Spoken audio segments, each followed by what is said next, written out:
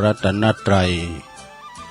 อันมีพระพุทธพระธรรมพระสงฆ์เป็นสรณะที่พึ่งขอกราบแนบไต่ไหวสาถวายความเคารพมายังครูบาอาจารย์พระมหาเถรานุเถระตันเจ้าคณะพระสังฆาธิการพระภิกษุสามเณรเจ้าจุโตนจุองค์กุวัดวาอารามพร้อมตึงสำนักติภักสงฆ์โตยเนอเจริญปอนมายังบรรดาปออกแม่ออกศรัทธาตันสาธุชนนักศีลนักบุญคุณดีทั้งหลายเนาะปอหลงแม่หลงปอลุงแม่ป่าตั้งปีป่าหน้าเอาอาศรัทธาตีนจองห้องวัดเท่าแก่หนุ่มกำใจยิ่งต่างหลายคำยามแรงมาก็มาฟังรายการสารธรรมยามค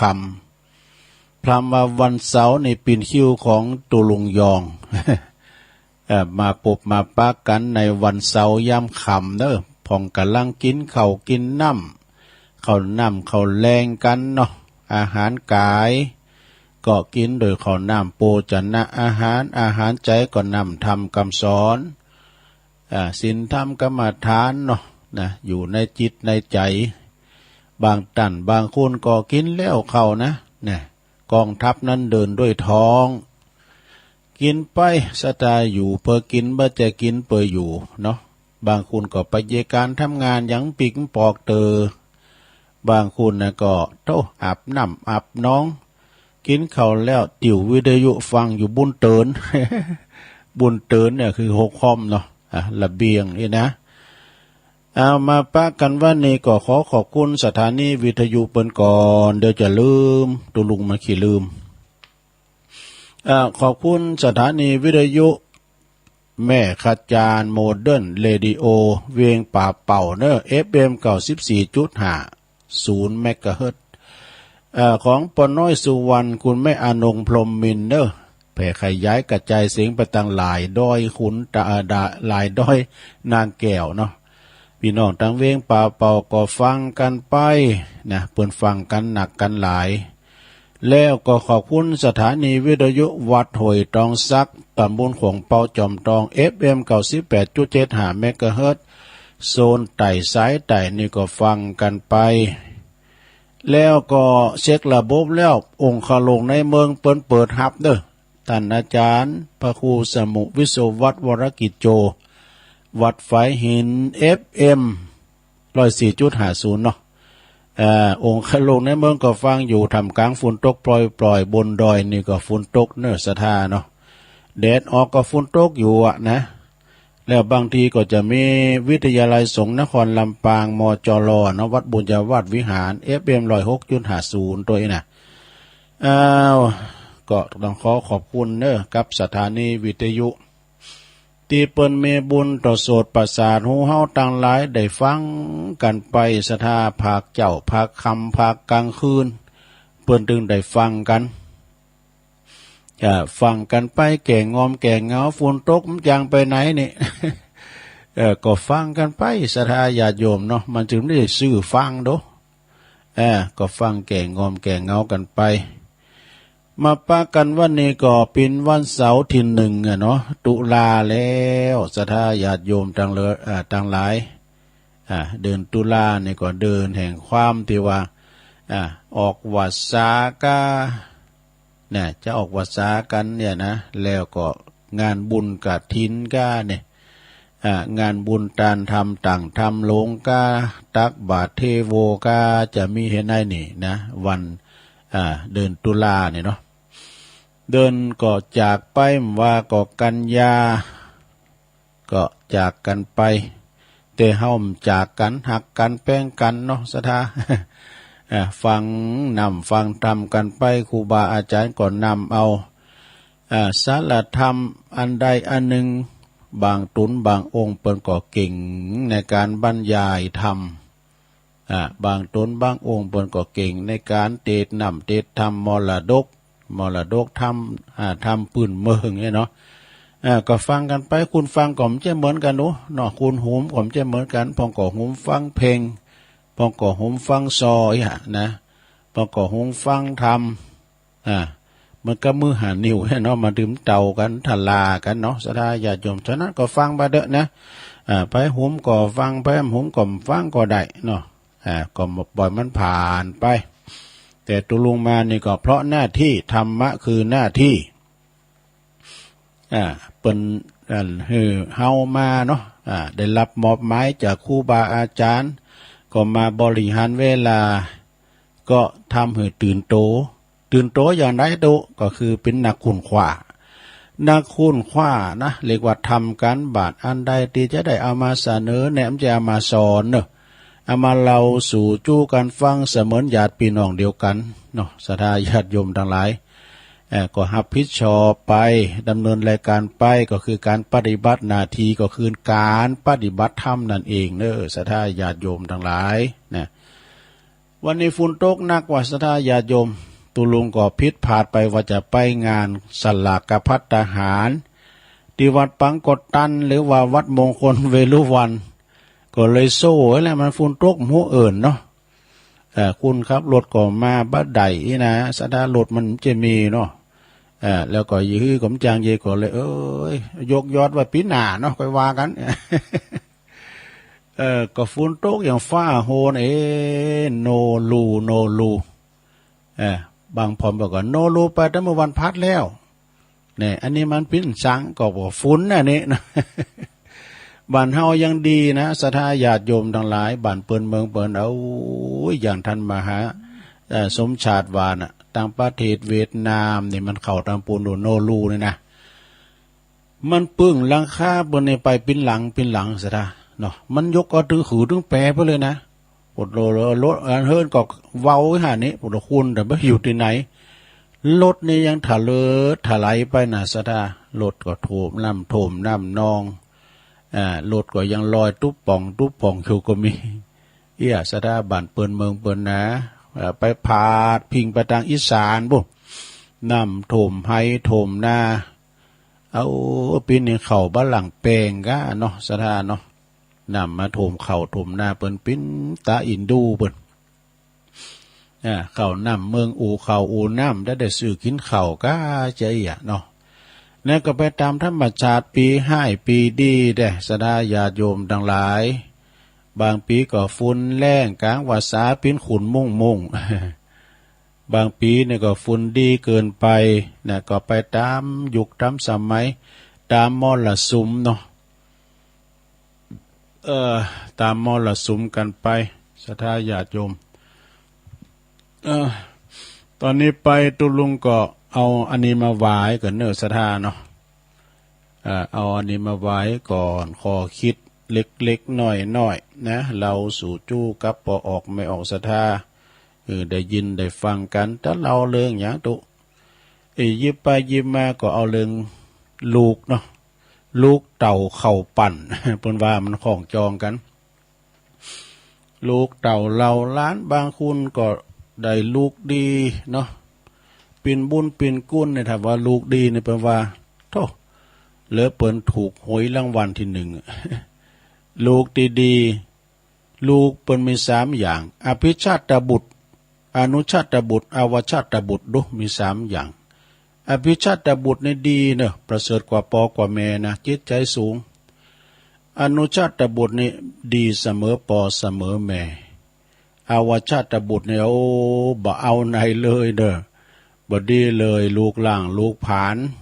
ด่าปอตีแม่นี่นะก็จะร้องเอามาปัดฝุ่นน้ำก้ามเนาะเรื่องลูกเต่าเหล่าล้านคอคิดเนอะศรัทธาก็เราลองมาฟังเพราะว่าลูกมันมีหลายแบบลูกก็ลูกกำลูกกุยดูมันพิจารณาลูกกุยเนี่ยนะลองฟังพอเนาะศรัทธาต่อไปเอาเกตเล็กเกตน้อยเรื่องคุณปอคุณแม่มาไว้กันเนอะศรัทธาลูกก็ลูกกำลูกกุยลูกแก้ว มันพิจารณาลองฟังพอเนอะนะก็จะพอดีกับเวลาเนาะเปิ้นว่าความเดี๋ยวเปลี่ยนแว่นตาให้หน่อยเอาเบอร์300มา ไม่มีหลายเบอร์เพราะว่าตัวหนังสือมันหน่อยตัวลุงก็เปลี่ยนแว่นนี่กันนะความรักของแม่เป็นความรักที่ไม่จืดจางแต่กันเนาะ รักไม่จืดไม่จางก็คือรักพ่อรักแม่รักของพ่อของแม่นี่นะแม่ว่าลูกของเฮาเนี่ยจะลูกชั่วเลวทรามยากดีมีจนพิกลพิการยังใดก็ตามเนอะแม่ก็ยังหักไม่เสื่อมคลายเนี่ยความหักของพ่อของแม่เป็นหักบริสุทธิ์เนอะลูกเต่าเหล่าล้านเลน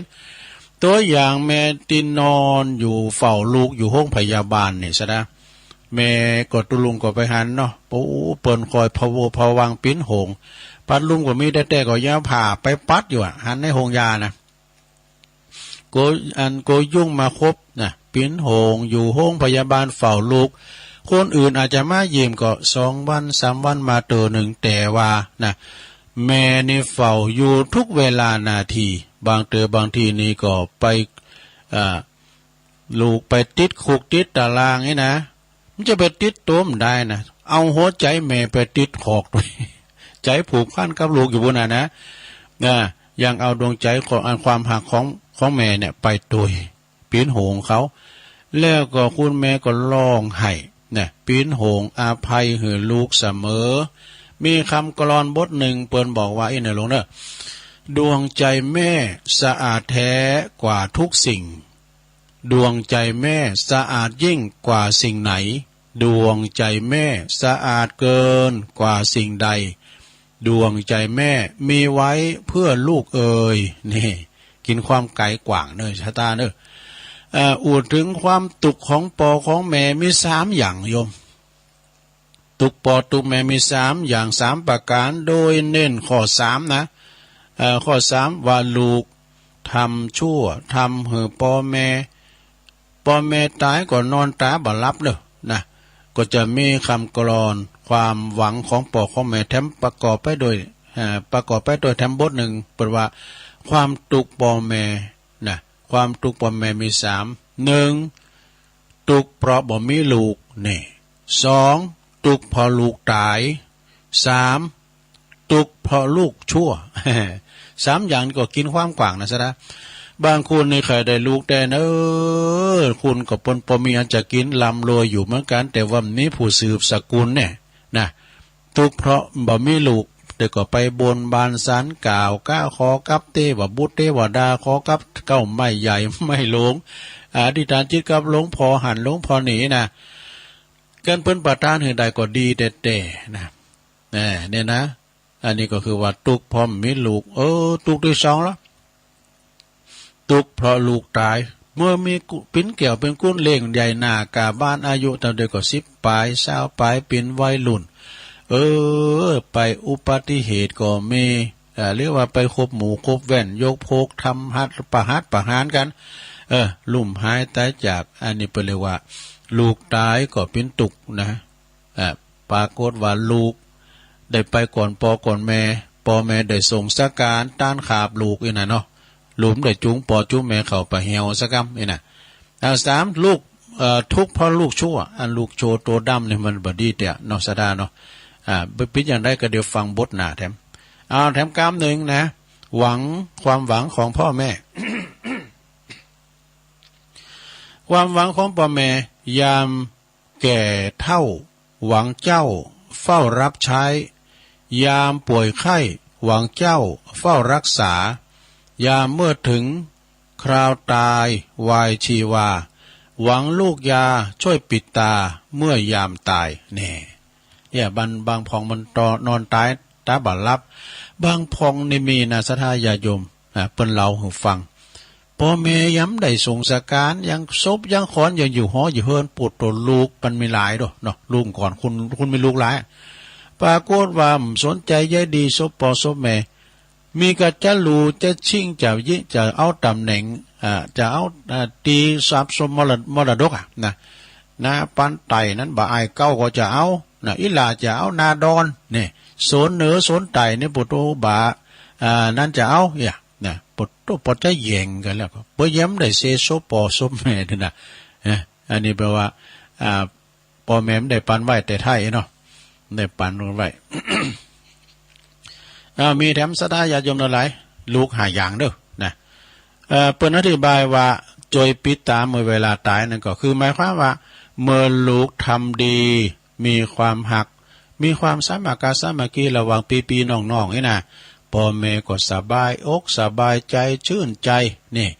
บ่ต้องคอยปิ้นหงกังวลเมื่อตายก็นอนรับตานะคุณเฮาตายก็รับตามันก็พ้องกับรับก็มีนะซะละเนาะพ้องกับมุนตากึ่งดึงก็มีนะเนาะ เปิ้นว่าลูกหากอนะหากอมีหยังพ้อง1ลูกแก้ว2ลูกกะ3ลูกกา4ลูกเกาะ5ลูกกุย พี่จะได้ลองฟังลงเด้อ1ลูกแก้วนี่ก็หมายความว่าโอ้หมายถึงลูกจันดีเนอะนะลูกจันดีมีกาประดุจจะดังแก้วแก่นตาของปอของแม่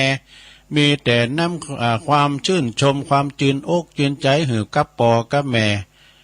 อันนี้เรียกว่าอภิชาตบุตรนะเป็นลูกดีๆแก้วแก่นตา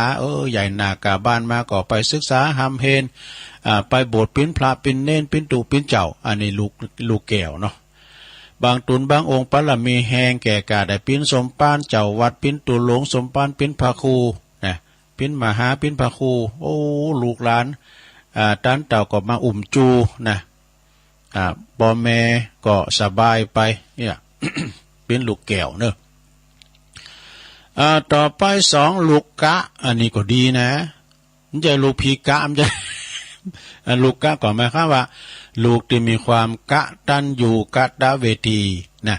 ฮู้บุญฮู้คุณพ่อแม่คิดจะตอบแทนบุญกอบุญแม่ศรัทธาญาติโยมทั้งหลายลูกไผเป็นอย่างนี้ปุถุเป็นหน้าบุญเนอะถ้าลูกเต่าเข้าปั่นนี่เรียกว่ากันเกิดมาดีนะจอยปอจอยแม่เป็นลูกที่บาสัมมาเลเทเมาเปิ้นว่ามอกเฮาถูกหวยรางวัลที่1ว่ะดู เนาะตุลุงก็จำกรรมเปิ้นมานะฮู้คุณตอบแทนบุญคุณน่ะลูกกตัญญูนี่นะบ่สั่งความซอกซ้ำมือแก่ปอแก่แม่นะบ่ทำความหวังของปอของแม่พังทลายจัดเป็นลูกอนุชาตบุตรอันนี้ก็ดีนะบุตรที่ดีเสมอปอ เสมอปอเสมอแม่ต่อไปลูกกาเหรอลูกกานี่หมายถึงอย่างหมายถึงคือลูกที่สร้างแต่ปัญหาเอาแล้วอันนี้มันเขาทาเนี่ยต่างที่3ไปนะลูกกาเนี่ยหมายถึงลูกที่สร้างแต่ปัญหามาหือปอหือแม่นำมาซึ่งความขืนขมตรมตรอมตรอมอกตรอมใจแก่ปอแก่แม่ปิ้นโจรดูปิ้นโจรปล้นสมบัติปอสมบัติแม่นะเผาผลาญอันนี้เปิ้นว่าน่ะลูกปอแม่มันตายกินขวางโบขวางบะเวลาปอแม่ตายละปิ้นบ่หอยน้อยจาหมดอันใดก็ขายกินอันใดก็ขายกินเนี่ยปิ้นตีปิ้นตามบ่รักษาทรัพย์มรดกตกทอดของปอของแม่ไว้ปิ้นของคนอื่นไปหมดนี่เผาผลาญทั้งที่พ่อที่แม่ยังไม่ตายเนี่ยยังไม่ตายด้วยนะอดต้มเมาเหล้าเมายามาบ้าหาขอใช้ตังค์สัก500เนาะนานว่าใจสุมาณโอ้ยคิดจะไปอย่าง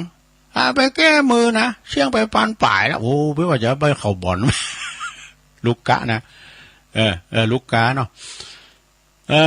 คล้ายกับลูกกาตีมีปีกกะขาแข็งกับพือปีกแล้วก็หนีบินหนีไปบับพึงบับปิ้นตีปึงปลาอาศัยเนี่ยเวลาว่าปอเมเจ็บปินยืนอุ่นก็บ่มาพอบ่มากอยนะบางพองซ้ำหายไปกว่านั้นนะด่าปอตีแม่ไปเย็นลงเนอะโทษปิ้นบาปนะอันนี้กรรมทำกับปอกับแม่ติดโหจะโหลดมาเตรียมต้องจัดหน้าจัดนี่แล้วนะเลี้ยงใหญ่มาแล้วเต้าหงเต้ากามาตอดตุมลาขว้างไว้เสียจ้อย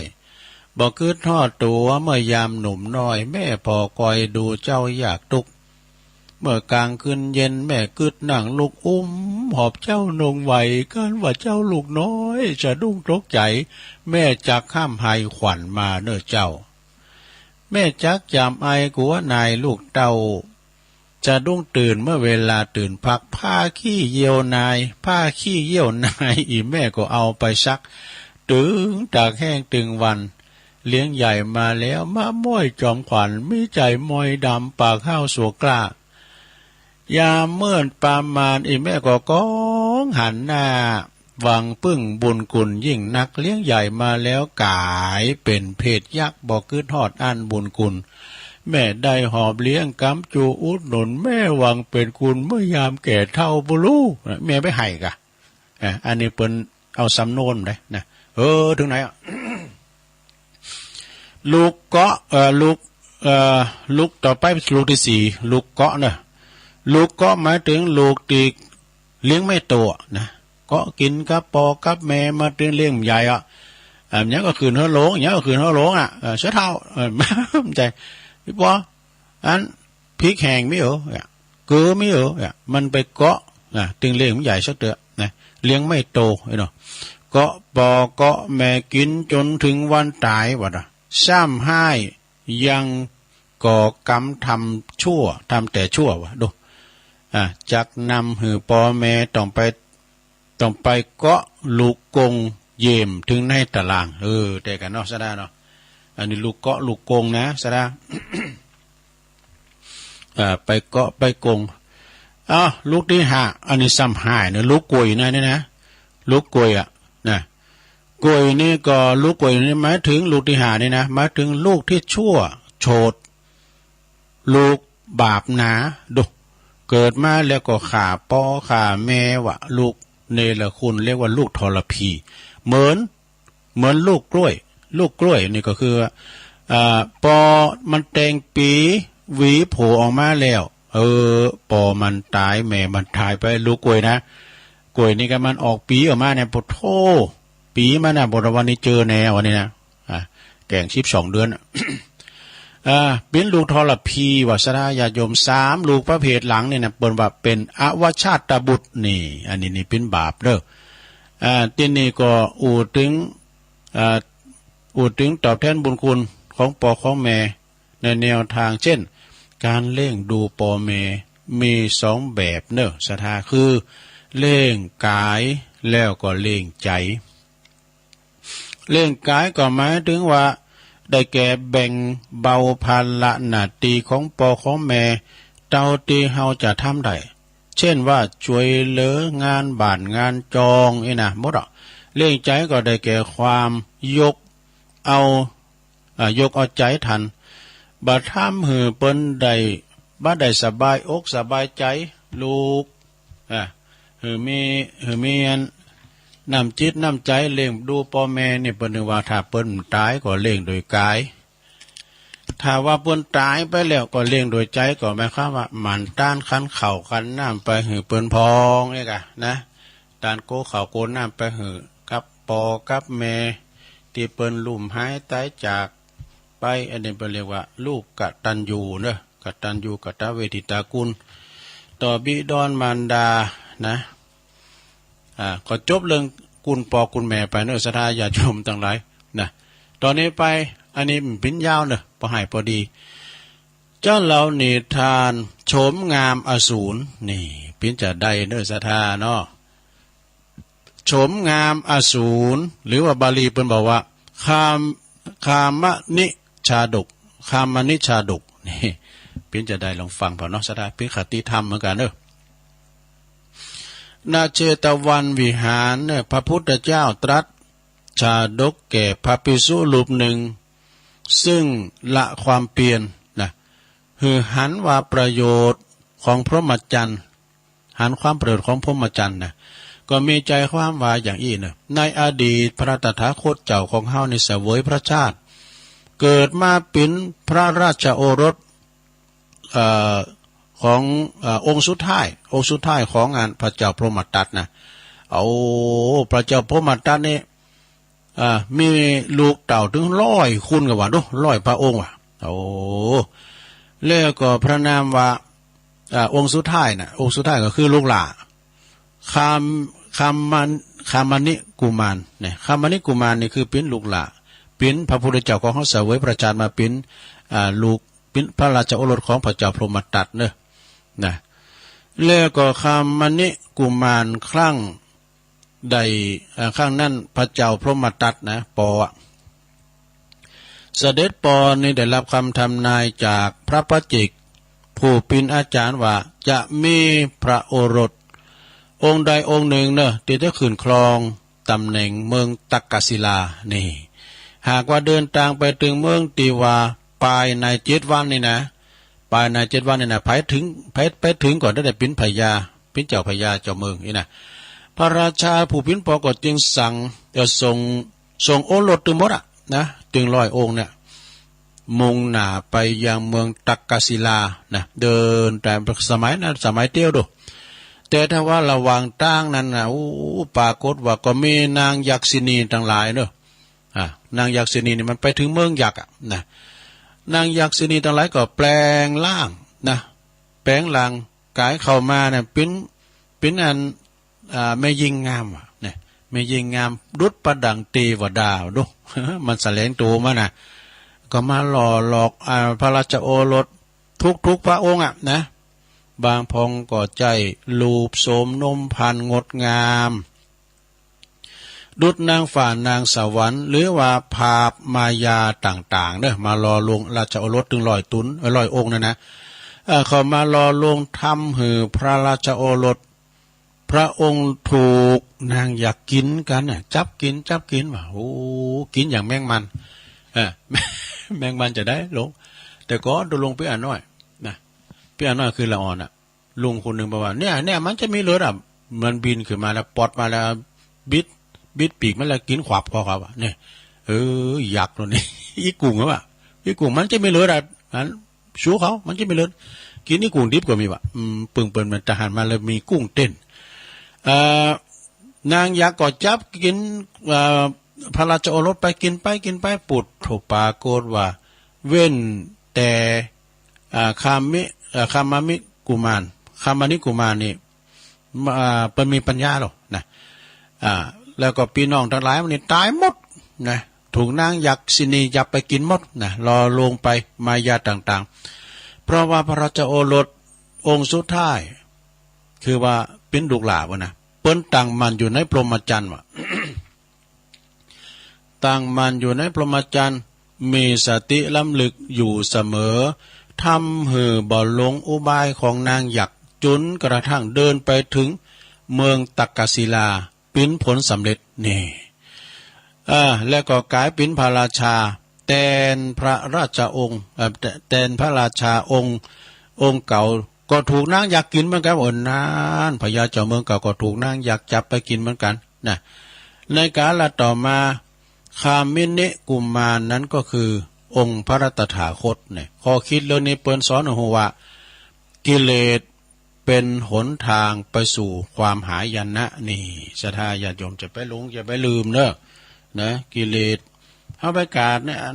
นั้นก็ดีกินอันนั้นก็ดีมันนี่มามักกันเลยนะกินอย่างก็บัญญังว่าเป็นว่านะ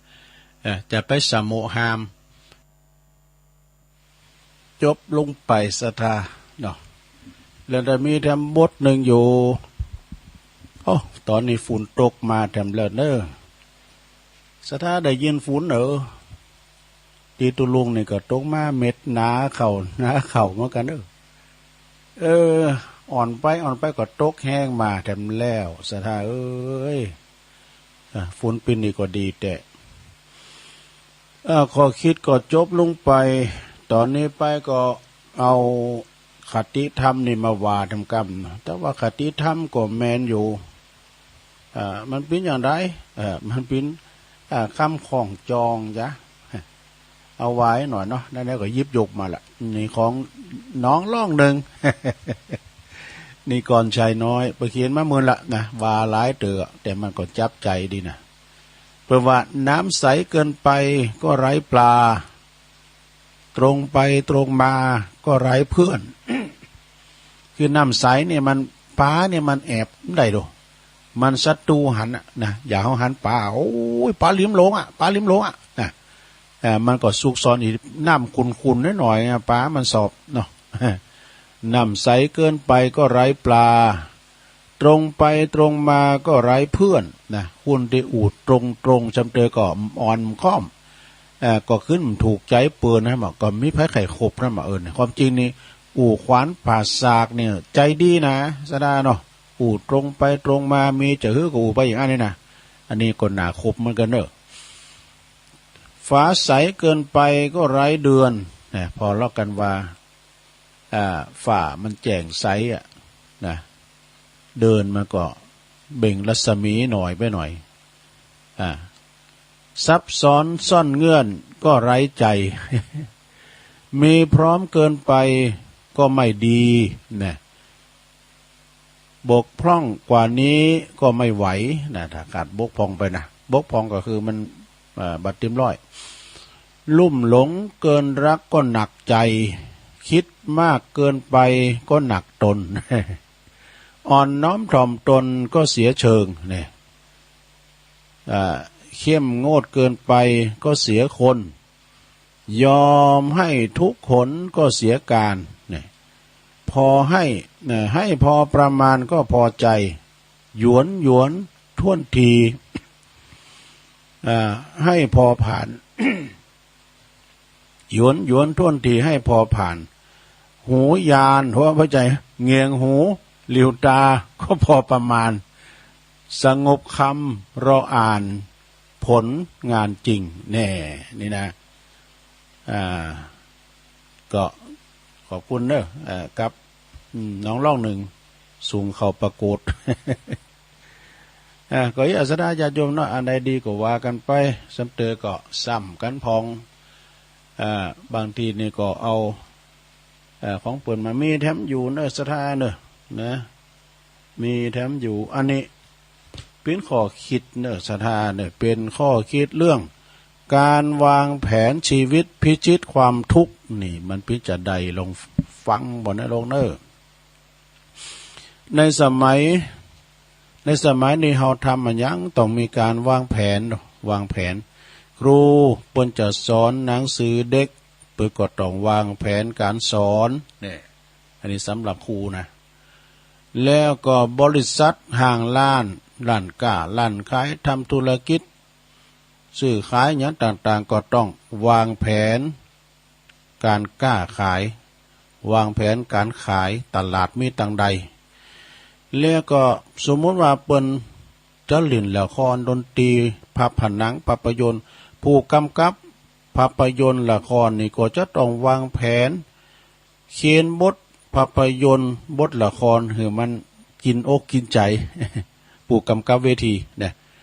แล้วก็นักท่องเที่ยวนี่นะก็จะต้องวางแผนการทัศนาจรสถานที่ต่างๆที่ตัวเองเนี่ยต้องการที่จะไปนะต้องวางแผนการจราจรหรือว่าไปเมืองสายน้ำท่วมห้ามผ่านนี่นะพวกทั้งการฝรั่งบ่ไหนแล้วก็รัฐบาลจะพัฒนาประเทศชาติก็ต้องวางแผนพัฒนาประเทศคือทุกด่านนี่เนาะ เพราะว่าจะเป็นทหารจะลบผาบข่าศึกศัตรูก็ต้องวางแผนจะฝ่ายเสนาธิการก็จะต้องวางแผนการหลบไว้เป็นอย่างดีนี่ชีวิตของเฮานี่มีปัญหาอุปสรรคมากมายก็ได้ก่อเรื่องทุกข์เรื่องนั้นได้ก่อทุกข์เรื่องนี้นี่เฮาจึงจำเป็นที่ต้องวางแผนชีวิตไว้ในเรื่องต่างๆดังต่อไปนี้เนาะสถาเนี่ยวางแผนเรื่องทิศทั้งหก วางแผนทั้งทิศทั้งหกนะคือว่าทิศเบื้องหน้าทิศเบื้องหลังทิศเบื้องขวาทิศเบื้องซ้ายทิศเบื้องต่ำทิศเบื้องบนทิศเบื้องล่างนี่มันมีหกทิศเนี่ยสถาญาติโยมแล้วก็วางแผนแล้วเบื้องหน้าเพราะว่ามีอย่างพองวางแผนก็เรื่องการแบ่งทรัพย์นะแบ่งทรัพย์โดยสถานหามีอย่างพองเปิ้นว่าเอาใจนี่เก่าเอาเขากูเอาไปจมปากงูเห่าดู เอาไปทิ้งลงเหวเอาไปฝังดินไว้นี่วางแผนนะเรื่องการเฮนหูหาประการเนี่ยนะมันมีความหมายเนอะเอาไปใจนี่เก่ายื้อก็เล่งปอเล่งเมวันนั้นเราไปแล้วเนาะเพราะว่าหูหนังสือหูคนหูโลกหูร่างกายสังขารแล้วก็หูวิญญาณกิเลสด้วยนี่ วางแผนเรื่องภาระห้าของชีวิตภาระห้าก็คือพ่อแม่ครูบาอาจารย์ภาระภาระสามีภรรยาบุตรธิดาภาระผู้มีพระคุณทั้งหลายนะภาระชาติศาสนาแล้วก็ภาระกิเลสนี่อันนี้ภาระนะแล้วก็วางเลิงความไม่ประมาทในกาลทั้งสามประมาทในวัยเด็กนะวัยเด็กวัยหนุ่มวัยสาววัยเฒ่าแก่ชราเป็นว่าอดีตปัจจุบันอนาคตหรือว่าอนาคตบางทีมันก็มืดมาแล้วก็มืดไปมืดมาสว่างไปสว่างมามืดไปสว่างมาสว่างไปเนี่ยมันมีหลายระบบนะแล้วก็วางแผนนะอันนี้วางแผนเรื่องเพิ่มสาระห้าคือชีวิตเนี่ยศีลสาระสมาธิสาระปัญญาสาระวิมุตติสาระวิมุตติญาณทัศนสาระนี่อันนี้เขาไม่ได้อธิบายเนาะว่าไปตามเพื่อนนะแล้วก็วางแผนนะสะวางแผนเรื่องเฮินสามน้ำสี่เฮินสามน้ำสี่นี่มันถึงฝ่ายไม่ยิงแน่นอนเนาะเป็นโอวาท10ของนางวิสาขาก็ดีสำหรับผู้สุภาพสตรีเนี่ยที่จะไปลุงหอลุงเฮินสามน้ำสี่นี่นะแล้วก็วางแผนเรื่องสัพพุริสธรรม7เนี่ยสัพพุริสธรรม7หูเหตุหูผลหูตนหูประมาณหูการหูบริษัทหูชุมชนอันนี้วางแผนสัพพุริส7แล้วก็ต่อไปวางแผนเรื่องสัจธรรมของโลกเนี่ยมันมีอย่างสัจธรรมของโลกก็สัจธรรมประจำชีวิตกฎพระไตรลักษณ์ไตรลักษณะนี่กะแล้วก็วางแผนเอาชนะทุก3ทุกขสัจจะทุกขเวทนาทุกขเพราะว่าทุกขโทมนัสนี่ว่าผ่านไปก่อนเนาะสะวางแผนเรื่องรู้เท่าทันเรื่องโลกกธรรม8นี่โลกกธรรม8นี่มาถึงจำกันได้ดีเนาะสะเนาะโลกกธรรม8คือทำอยู่กูกับโลกมันกูกันมีลาภมียศมีสรรเสริญมีสุขมีเสริมลาภมีเสริมยศมีนินทามีตุกนี่มันของกูกันทำกูกับโลกต่อไปรอสังโลกธรรม8แล้วก็มาวางแผนเรื่องการทำงานตามนาทีตามกาลเวลาวางแผนเรื่องอย่างการมองโลกในแง่ดีในการไผมองโลกในแง่ดีดีหมดสะวางแผนเรื่องดำเนินชีวิตเนี่ยการดำเนินชีวิตดุจเฮาขับรถอยู่บนท้องถนนต้องระมัดระวังตลอดเวลาจะถอยก็จะชะลอจะเล็งจะเบรกจะเลี้ยวจะหยุดมันต้องพอตึงหน้าตึงหลังตึงข้างแล้วก็วางแผนเรื่องสุขภาพพลานามัยกายแล้วก็จิต17ข้อเนื้อนี่นะสะมีอย่างพอมีอาหารดีบ่มีอุบัติเหตุเว้นเหตุอบายามุขสนุกกับการออกกำลังระวังอาคารอาภรณ์ให้สะอาดนี่อาพาธให้รักษาอาพาธก็คือหมายความว่าเจ็บป่วยเมื่อไข้ก็รักษาเมื่อไปหาหมอเนี่ยสูดอากาศลมหายใจบริสุทธิ์อุจจาระไม่ผูกปลูกอารมณ์ให้แจ่มใสข่มจิตอดทนข่มใจอดทนนะเป็นคนอ่อนน้อมแล้วก็อบอ้อมอารีเนี่ยอยู่ในข้อนี้นะแล้วก็ยังมีแถมเพราะว่ามีจิตใจหืออภัยโอภาปราศัยอุมนจหวานนะแล้วก็เอนกายพักผ่อนถอดถอนอุปทานกรรมฐานอานาปานสตินี่อันนี้นะ17ข้อซะนะจบลงไปต่อไปวางแผนอย่าแถมตุ วางแผนเลืองหือเข้าถึงประโยชน์ในโลกทั้งสามนะโลกนี้โลกหน้าแล้วก็สูงสุดบุคคลมีตาบอดก็มีตาข้างเดียวก็ดีมีตาสองข้างก็ดีมีตาสามข้างก็มีตาบอดไปหมดก็ดีแล้วก็ต้องวางแผนเลืองหือเข้าถึงอริยทรัพย์อริยทรัพย์นี่คือทรัพย์ภายในนะแล้วก็หู้ว่าระวังอย่างโลกียทรัพย์โดยมีระวังเพราะว่ามีอย่างระวังน้ำโทมนะเนี่ยมันมีปริศนาธรรมระวังผีหลอกนะระวังไฟใหม่นะอันนี้เราเปิ้นอธิบายยาวเป็นปริศนาธรรมเด้อแล้วก็วางแผนอย่างแถมเรื่องการเป็นแบบอย่างดีๆของลูกหลานนะคือเป็นอนุสรณ์อนุชนคนรุ่นหลังได้หู้ได้หันนะทำดีไว้ให้ถูกทำลูกไว้ให้หลานนะโหชูมาเด้อโอ้โกเปิ้นลูกอู่ก็ดุทำดีไว้ให้ลูกทำถูกไว้ให้หลานเนาะวางแผนทั้งหมดเดี๋ยวจบละวางแผนการเรียนรู้ทรัพย์ความดีในโลกดุจต้นไม้ตีและก็บานานพันนะเพราะว่าดุจต้นไม้นาพันเนี่ยวางแผนเรื่องตายอย่างผู้ชนะดูคือตายคือมีเทคนิคในการตายมันไม่ใช่เทคนิคในการตาย มีเทคนิคในการตายว่าตายอย่างมีเทคนิคจะคือไว้นะตายแบบมีสมาธิฌานสี่นั่นเองแน่สุดท้ายลงวางแผนเรื่องการเกิดในโลกเบื้องหน้าโดยการมีทานศีลยินดีในการรับฟังอ่อนน้อมจบสดาญาโยม เอามาอ่านเราสู่จู้กันฟังในโลกนะอันนี้นะเนี่ยการวางแผนชีวิตเนี่ยขีดไว้ก่อนอันนี้อ่านแล้วผ่านก็เป็นการอ่านฮือได้รับทราบหูกันได้สดาเนาะอันนี้ก็เราสู่จู้กันฟังเด้อฝนก็เอิ่นมาพองเราลูเนาะ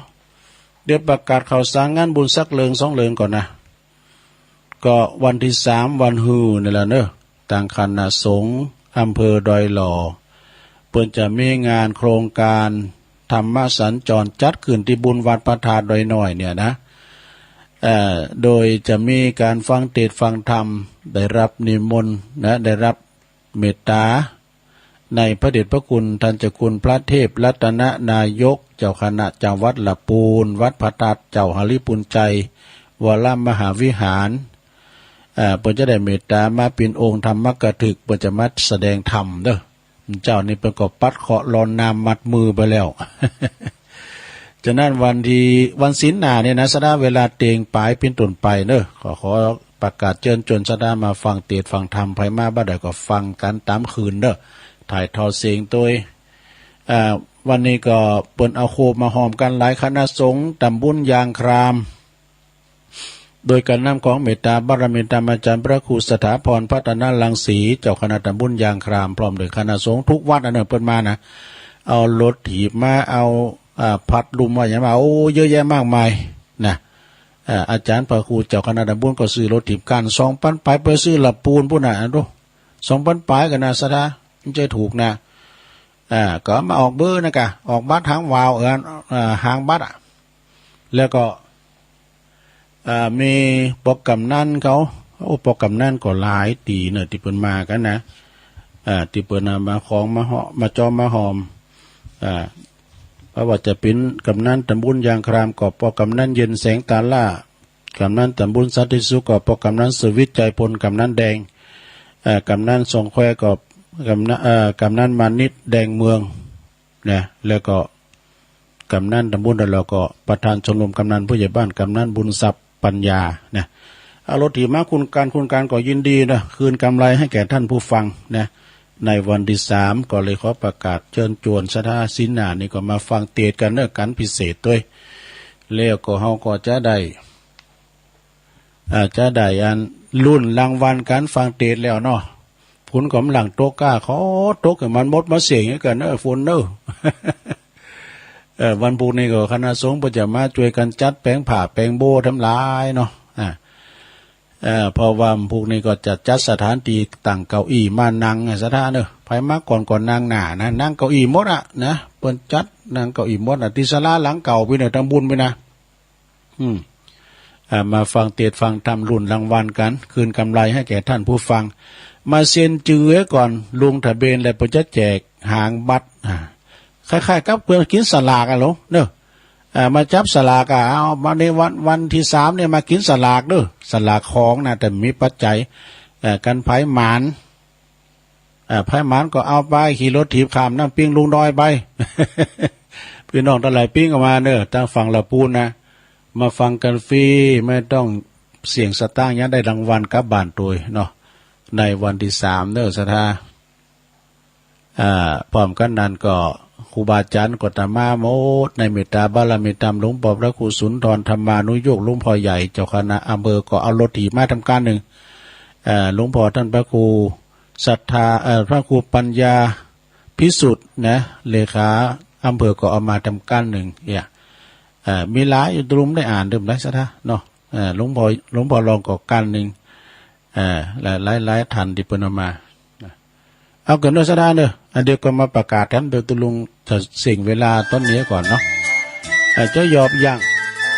เอสักกรรมเนาะแล้วก็เดี๋ยวก็มาประกันชงที่2กันต่อไปเนอะซะท่าเนอะก็เดี๋ยวชงที่2ในพี่น้องตาองค์เขาลงในมือมันได้ยืนเด้อนะเปิดมีรายการประจำเปิดก็เป็นยังเปิดฟังอีกก็ดีใจแล้วเนาะขอบคุณอาจารย์วิสุวัฒน์วรกิจโจตัวนะครับเจริญพร